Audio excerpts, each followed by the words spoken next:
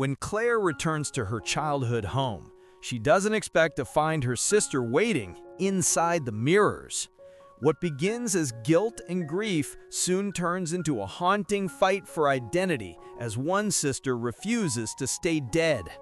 The first thing people always said when they saw me was, "Oh, you must be Claire's sister." Never, "Hi, nice to meet you," or "What's your name?" No, always hers before mine. I learned to smile politely, nod, and let them talk about how beautiful, talented, and brilliant Claire was, how she could light up a room, how she was born to be someone special. I was the shadow that made her shine brighter. When Claire left town at 19, I thought I'd finally get to breathe. She got a scholarship to some fancy university in the city, and I stayed home to help Mom run the cafe. It wasn't glamorous, but at least it was mine, my small, quiet world. For 7 years, we barely spoke. A few birthday messages, a Christmas card every other year. Then, out of nowhere, Mom called me one rainy Tuesday afternoon. "Lena," she said, her voice trembling, "Claire's coming home."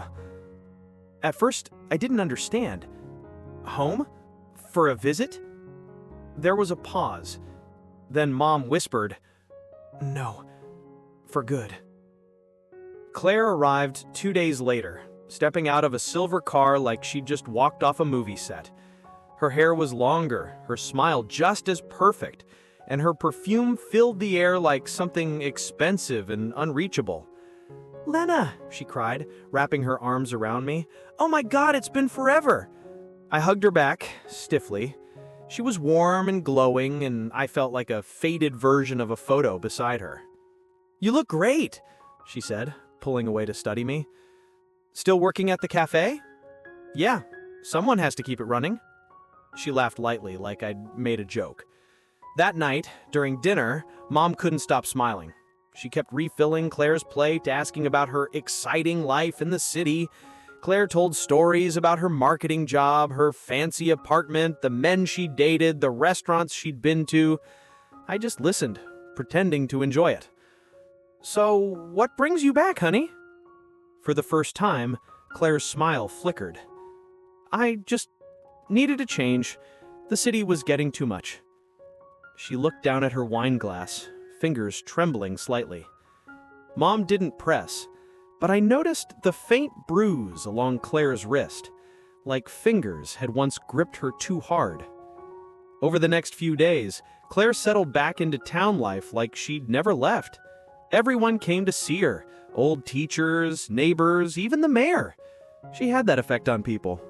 And just like before, every conversation began with, "Oh, Lena, you must be so proud of your sister." I smiled through my teeth. At night, when the cafe was closed, I'd find Claire sitting at the counter, staring at nothing. Once I caught her whispering something under her breath. A name, maybe. "Daniel? Everything okay?" I asked. She looked up, startled. "Yeah, of course."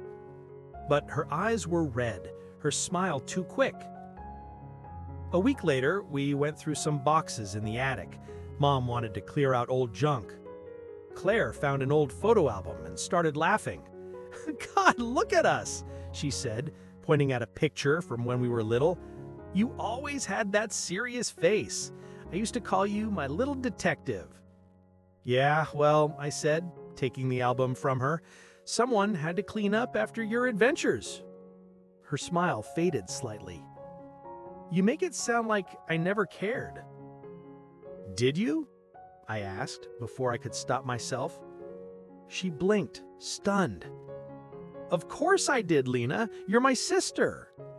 But the way she said it, soft, hesitant, made me feel like she was trying to convince herself, not me.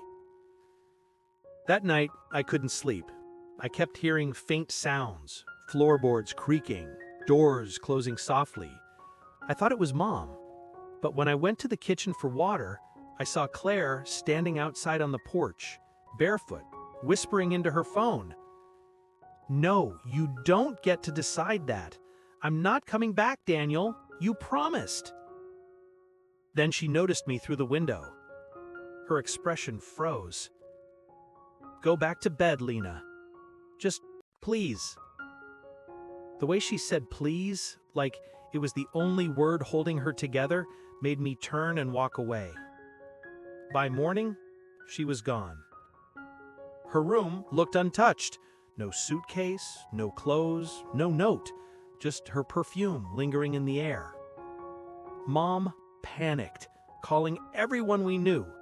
"She can't just disappear again," she kept saying. But she had. Until 3 days later, when a brown envelope appeared under the cafe's door. No name, no address. Just a single photograph inside. Claire, sitting on a park bench, her face pale, eyes swollen, and written on the back in shaky handwriting, "Don't look for me." I stood there, the photo trembling in my hand. And for the first time in years, I didn't feel like the shadow anymore. Because whatever Claire was running from was now looking right at me. 3 days after the photograph appeared, I stopped waiting for Claire to walk through the door. Mom was still in denial. She kept the porch light on, just like when Claire first left for college. But I'd seen enough to know that this wasn't one of her dramatic escapes. Something was wrong. The police didn't help. They said, she's an adult. If she doesn't want to be found, there's not much we can do. But I wasn't buying it. Claire might have been reckless, but she wasn't cruel. She wouldn't disappear without a word, not from me. So, I started looking myself. The first clue was the photograph, the one from the envelope. I stared at it for hours, trying to figure out where it was taken. There was a blurry street sign behind her, just visible over her shoulder. Rosemont. There was only one park in town with that name, Rosemont Green, about 15 minutes away. I went there the next morning hoping for, I don't know what, a clue, a feeling, maybe even her. The park was quiet, except for a man walking his dog and a couple arguing near the fountain. I scanned every bench until I found it, the one from the photo. The paint was chipped, the metal cold beneath my fingers. Someone had scratched words into the wood. Faint, but legible. He knows. My stomach tightened. That night, I couldn't stop replaying our last conversation. The way she'd said, "You don't get to decide that, Daniel." The fear in her voice. Who was Daniel? I remembered a name from one of her old stories, a boyfriend from the city, someone charming, successful, maybe even controlling. But she'd brushed it off when Mom asked about him, said they'd broken off ages ago. If that was true, why was he calling her now? I searched her room again. In one of the drawers, beneath a pile of scarves, I found a small black notebook. The first few pages were filled with messy handwriting, sketches of ideas, random phrases, but then the entries changed. He says I overreact. He says no one would believe me anyway. Sometimes I think he's right, but then I see his eyes and I know I have to leave. I slammed the notebook shut. The next morning, I went to the cafe early, trying to distract myself. The smell of coffee and pastries usually calmed me, but that day, every sound felt sharp, like the world was holding its breath. Around noon, a man walked in, tall, clean-cut, wearing a dark gray coat. His smile was polite, but distant. "Morning," I said automatically. "What can I get you?" He looked at me for a moment too long. "Just a black coffee." As I handed him the cup, he tilted his head. "You're Lena, right? Claire's sister?" The way he said her name made my skin crawl. "Yes," I said carefully. "Do I know you?" "I don't think so," he said, smiling again, "but I knew Claire. We used to work together in the city." Something in his tone, too smooth, too rehearsed, made me doubt every word. "How's she doing?" he asked casually. "Haven't heard from her in a while." My chest tightened. "She's fine." He nodded slowly, eyes flicking toward the back door. "Good to hear. She's lucky to have a sister like you." Then he left, without drinking his coffee. When I checked the table where he'd sat, there was a folded napkin. written on it, in hurried, almost angry handwriting. Don't trust anyone. That night, I took the napkin and the photo and the notebook and spread them across my bed. 3 clues, 3 different messages, and all of them pointing to the same truth. Claire was terrified. The next day, I went to her old friend's house, Emily, someone who used to hang out with Claire before she left town. She looked surprised to see me. "Wow, Lena, it's been ages." "Yeah," I said. "Listen, have you heard from Claire?" Emily frowned. "Not since she came back. She texted me once, something weird, like asking if I still had her spare key." "Key?" "Yeah, to your mom's lake cabin. She said she needed a safe place to stay." My blood ran cold. The lake cabin was abandoned for years. No power, no cell service. Just woods and silence. I thanked Emily and left, my heart pounding. It was late afternoon when I reached the cabin. The sky was turning purple, the lake still and mirror-like. The door creaked open easily. She hadn't locked it. Inside, everything smelled like dust and damp wood, but someone had been there recently. A half-empty water bottle, a torn blanket, a single shoe by the door. And on the table, a phone. Claire's phone. The screen was cracked, but it still worked. The last message she sent was to an unsaved number. He found me. Before I could react, I heard a crunch outside. Footsteps on the gravel. I froze. "Claire?" I called softly. Silence. Then a low male voice from the porch. "Lena?" It wasn't Claire. It was him. I grabbed the phone and ducked behind the couch as the door creaked open.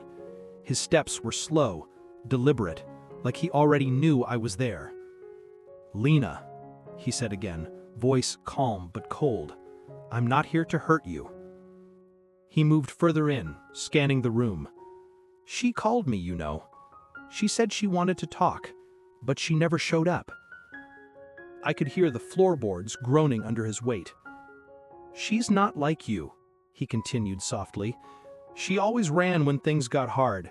You stay." My hands trembled around the phone. I didn't dare breathe. Then, a vibration. The phone lit up. A message. Unknown number. "If you're at the cabin, get out. Now." I didn't think. I ran. Branches tore at my arms as I sprinted through the woods, heart hammering in my chest. I didn't look back, just ran until the lights of the road appeared ahead. When I finally stopped, gasping for breath, I looked at the phone again. The message had come from a new number. No name, no photo. But the next text made my stomach drop. "I'm sorry, Lena. I had to disappear. Trust no one. Not even him. Claire." The night I fled the cabin, I didn't go home. I didn't even think about it. My body moved on instinct, carrying me as far from those woods as possible. I found a motel on the edge of town, one of those places that always smell faintly of cigarettes and bleach, and paid in cash. I barely slept. Every sound outside made me jump. Every shadow on the wall looked like him. By morning, I had one goal: find out who he really was. The police weren't an option, not after how useless they'd been before. So I started with what I had: Claire's phone. Most of her texts were gone, deleted, but I found a handful of unsaved numbers. One stood out. It had several short messages from a few weeks before she vanished. "We shouldn't talk here. They're watching. Meet me where it all started." There was no reply from Claire. The last message was time-stamped 2 days before she disappeared. I tried calling the number, straight to voicemail. So I texted, "This is Lena, Claire's sister. Please, if you know anything, call me." Then I waited. Hours passed. I sat in the motel room, pacing, staring at my phone like it was a lifeline. I was about to give up when it buzzed. A single message. "Stop looking for her." I froze. My fingers hovered over the screen. Who is this? No reply. I swallowed hard, staring at my reflection in the dark TV screen. I looked nothing like Claire. She was all light and confidence. I looked like a ghost. But we shared the same eyes, and in them I saw the same stubborn spark that always got her into trouble. I wasn't stopping. I drove to Rosemont Green again that night, back to the park from the photograph. The air was heavy, the kind of quiet that presses against your chest.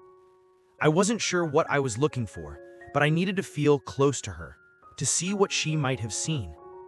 When I reached the bench, something caught my eye. A man was standing nearby, leaning against a tree, smoking. "Nice night," he said. His voice sent a chill through me. It wasn't the same man from the cafe. This one was older, rougher, his eyes unreadable. "You shouldn't be out here alone," he added. "I could say the same," I said carefully. He smiled faintly. "You're Claire's sister." I froze. "How do you know that?" He dropped his cigarette, crushing it beneath his boot. "Because she told me about you, before she ran." My breath hitched. "Where is she?" He hesitated, scanning the park like he expected someone to be watching. "She was looking into something she shouldn't have, something that got people hurt." "What kind of something?" He didn't answer. Instead, he pulled out a folded paper from his jacket and handed it to me. "She said to give you this, if things ever went bad." Before I could ask another question, he turned and walked away, disappearing into the trees. Back at the motel, I unfolded the paper. It was a photograph, grainy, black and white. Claire standing in front of an old office building. Behind her, a sign, Rosemont Biotech. On the back, she'd written one sentence: "If they find this, it's over." Rosemont Biotech. I remembered hearing about them on the news years ago, some kind of pharmaceutical research company that shut down after a data breach, but that was supposed to be ancient history. Why would Claire be investigating them now? The next day I drove to the old industrial district where the company had been. Most of the buildings were empty, boarded up, but when I got closer to the one from the photo, I noticed something odd. The windows on the upper floors were clean. Too clean. Someone was still using the place. I parked a block away and walked. The closer I got, the more my gut screamed to turn around, but curiosity, or maybe desperation, kept me moving. A faint hum came from inside, like machinery running behind the walls. I tried the front door, locked. Then I circled around the back and found a side entrance, slightly ajar. The air inside was cold, metallic. Dust hung in the light streaming through cracks in the walls. There were files scattered on the floor, broken monitors, and a thick layer of grime, except for one area. A trail of fresh footprints led down a hallway. I followed them, every step echoing like thunder in the silence. They ended at a steel door with a keypad. For a moment, I thought about turning back, but then I remembered the message. He knows. Whoever he was, he'd already found Claire once, and if I didn't find out why, he'd find me too. I tried the handle. Locked. Then I heard movement inside. A shadow passed by the small glass window in the door, tall, broad-shouldered. "Claire?" I whispered before I could stop myself. The shadow paused, then turned. A man's face appeared at the glass. It wasn't the one from the cafe, but I recognized him. I'd seen his photo before in one of Claire's old news clippings. Dr. Marcus Hale, founder of Rosemont Biotech, declared missing 6 years ago, but there he was, staring right at me. The door opened slowly, the metallic creak slicing through the silence. "Lena," he said softly, his voice surprisingly calm. "You shouldn't be here." I stepped back. "How do you know my name?"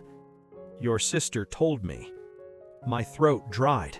"Where is she?" He sighed, almost sadly. "She was brilliant like you, too curious for her own good." "What did you do to her?" I demanded.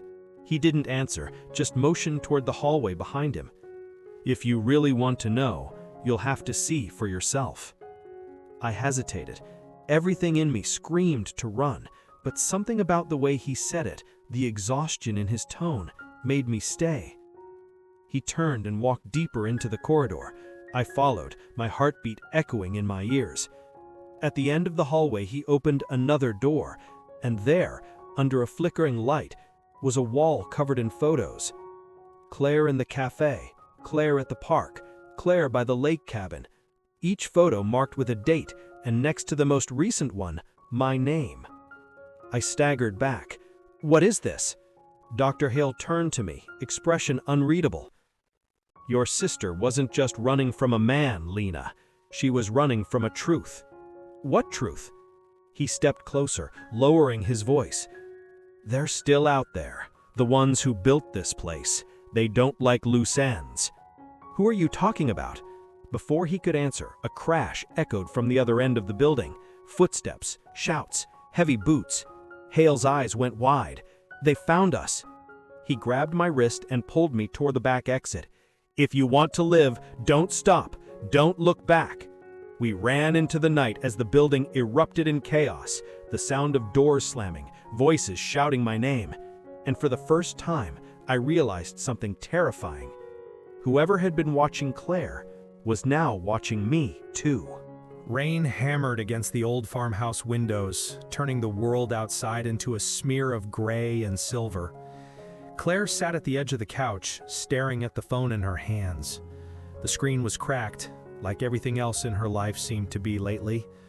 Across from her, Detective Rowe was flipping through the photos on his tablet. The sound of each swipe felt like a nail being driven into her chest. "Are you sure this is the girl you saw in the mirror?" he asked, tapping one of the images. It was the photo of Lily, her sister, from the year she disappeared. Her eyes bright, her smile real, before everything fell apart.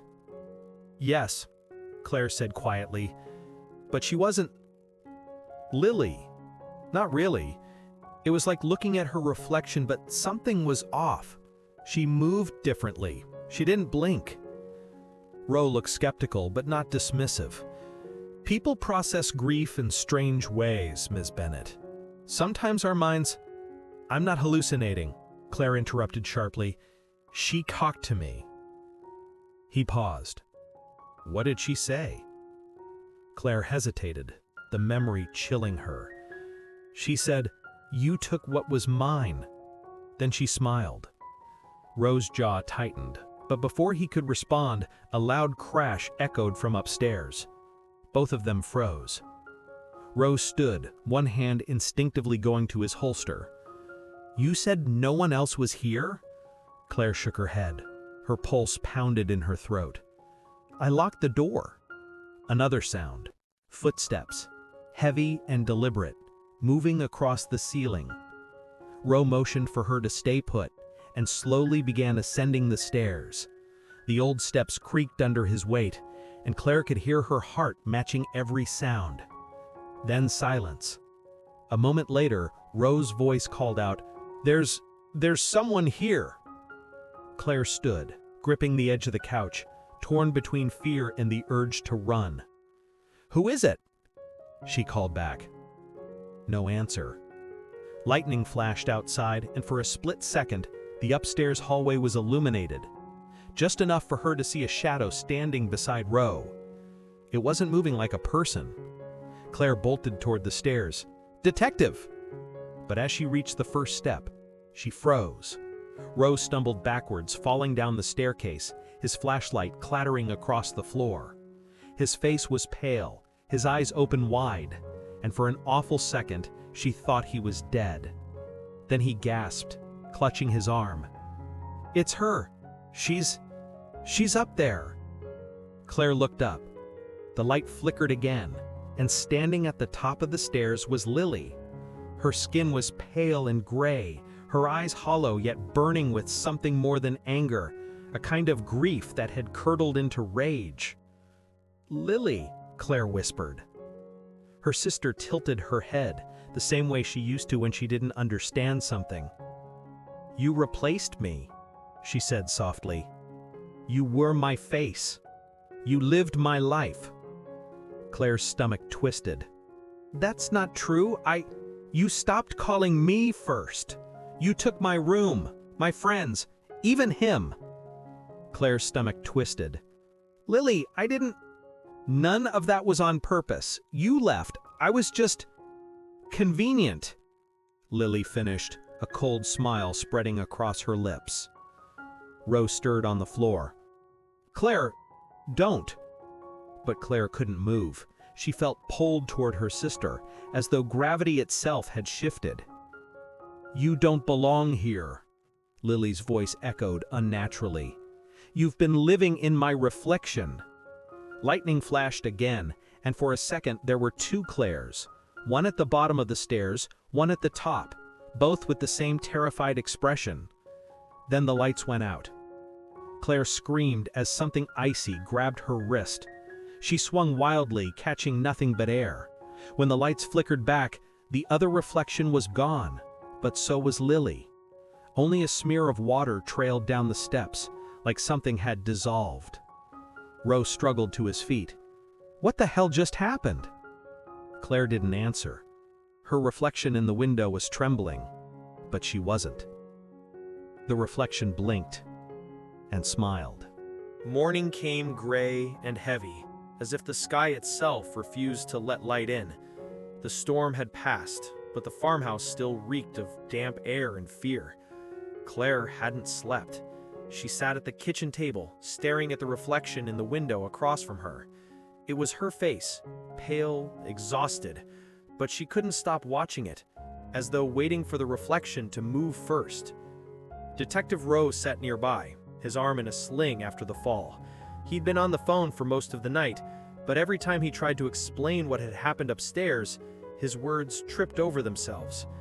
There was no logical story for what they'd seen. You need to leave this house, he said finally, breaking the silence. I'll have someone come and... Claire didn't answer. Her eyes flicked to the old family photo that hung above the counter, one she hadn't looked at in years. It showed her and Lily, sitting in the garden. Claire was smiling. Lily wasn't. Something inside her chest felt like it cracked open. She said, I took her life, Claire whispered. Rowe rubbed his temples.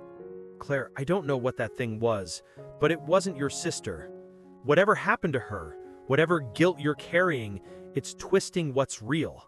She turned toward him, her expression unreadable. You didn't see her eyes, he said. I did, and I saw yours too. They're the same. Before Claire could reply, a faint noise drifted from the hallway, a rhythmic tapping, like fingernails on glass. Both of them froze. The sound was coming from the mirror in the front room. Rose stood, hesitated, then pulled his gun. Stay here. Claire followed anyway. The mirror was tall, old, and ornate, something their mother had found in an antique shop when they were children. She could still hear her voice that day. It makes a house feel alive. Now, the glass looked like it was breathing. A thin mist swirled inside its surface, and just as Rowe approached, a hand pressed against the other side. A woman's hand, familiar, but wrong. Lily, Claire whispered. Rowe aimed his gun. Don't move! But the reflection wasn't looking at him. It was looking through him, directly at Claire. Help me, Lily's voice murmured from inside the glass. You left me here. Claire took a trembling step forward. I didn't know. I thought you were gone. Rowe hissed. Claire, back away. But she couldn't. Her sister's eyes in the reflection were full of something human this time. Not rage, not hate, just sorrow. I waited, Lily said. Every night I watched you live my life. Her palm flattened against the glass. Now it's your turn. Before Rowe could react, Claire's hand lifted, almost of its own will, and pressed against her sister's. The surface rippled like water. Claire! Rowe shouted, lunging forward, but it was too late. The glass swallowed her hand, then her arm, then the rest of her.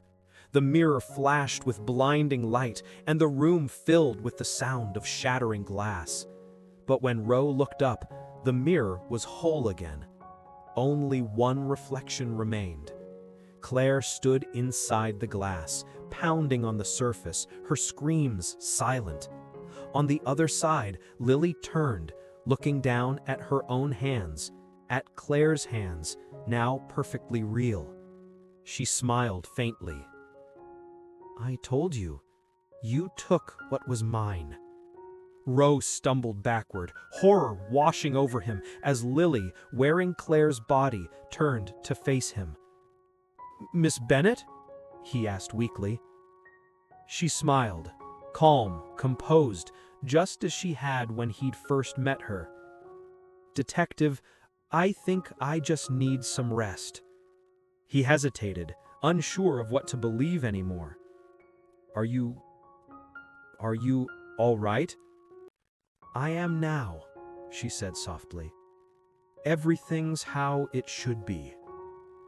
As he left the house, still shaken, she watched him through the rain-specked window. Inside the mirror, deep within the glass, a faint shape clawed and pounded, unseen, unheard. Claire's face twisted in terror, her mouth forming words no one could hear. Lily, wearing her skin, turned away and whispered to the reflection, "Now you'll know what it's like to live in someone's shadow." And with that, she walked upstairs, humming a tune only the two of them used to know, the sound fading into the walls of the house, leaving the mirror to shimmer quietly in the morning light.